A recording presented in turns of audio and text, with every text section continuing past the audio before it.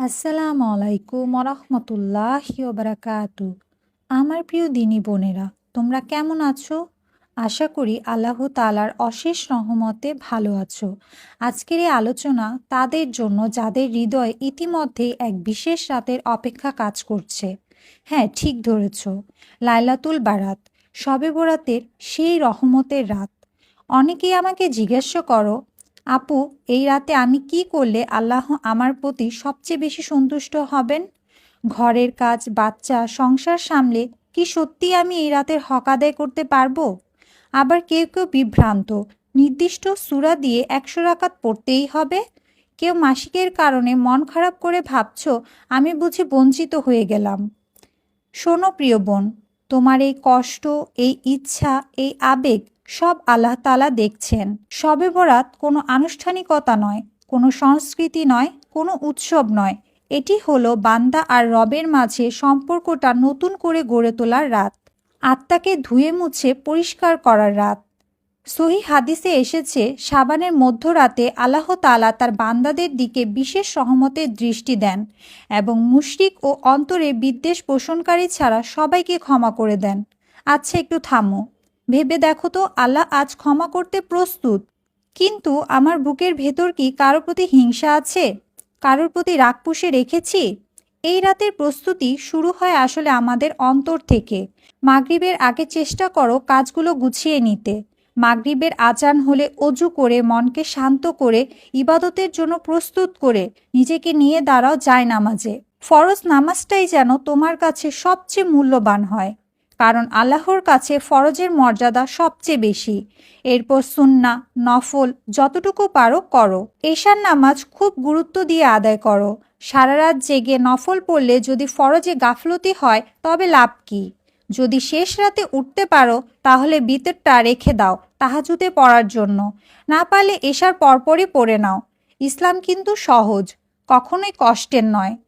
তারপর সংসারে কাজ সেরে একটু বিশ্রাম নাও, কারণ শেষ রাতটাই সোনালি সময়। যখন দুনিয়া ঘুমিয়ে থাকে তখন রব তার বান্দাকে ডাকেন, আছে কি কেউ ক্ষমা চাইবে? আমি তাকে ক্ষমা করব। এই সময় ২ রাকাত করে নফল পড়ো। সংখ্যা নয়, বরং নামাজের প্রতি মনোযোগ দাও। সিজদায় গিয়ে দীর্ঘক্ষণ কেঁদে বলো, ইয়া আল্লাহ, আমি ভুল করেছি, কিন্তু তুমি তো গাফুরুর রহিম।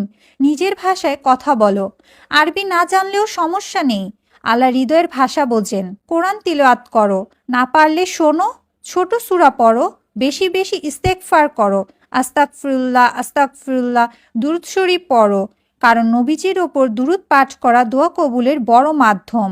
আর যদি এই সময় তোমার মাসিক চলে আসে, মন খারাপ করো না।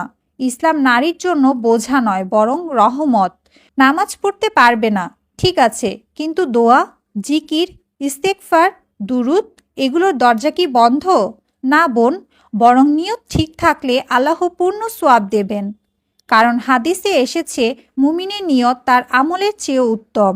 তবে একটা জিনিস খুব মনে রাখবে, এই রাতকে যেন আমরা বিদআত বা কুসংস্কারে ভরে না ফেলি। নির্দিষ্ট রাকাত, নির্দিষ্ট সূরা এসবের সহি ভিত্তি নেই।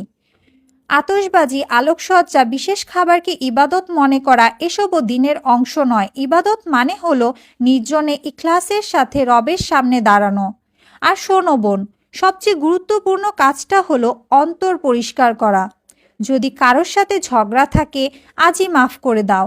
শাশুড়ি, ননদ, বান্ধবী, যার সাথেই হোক, কারণ আল্লাহ তাআলা সেই হৃদয়কেই পছন্দ করেন যেখানে কোনো বিদ্বেষ নেই। তুমি যদি মানুষকে মাফ না করো, আল্লাহর কাছে কিভাবে মাপ চাইবে? ভাবো তো, হয়তো আগামী শবে বরাতে আমরা কেউই থাকবো না, হয়তো আজ রাতটাই শেষ সুযোগ। তাই সিজদায় গিয়ে এমনভাবে কেঁদে দোয়া করো যেন এটাই শেষ রাত। বলো, হে আল্লাহ, আমার গুনাহ পাহাড় সমান, কিন্তু তোমার রহমত আসমানের চেয়েও বড়। তুমি ছাড়া আমার কেউ নেই।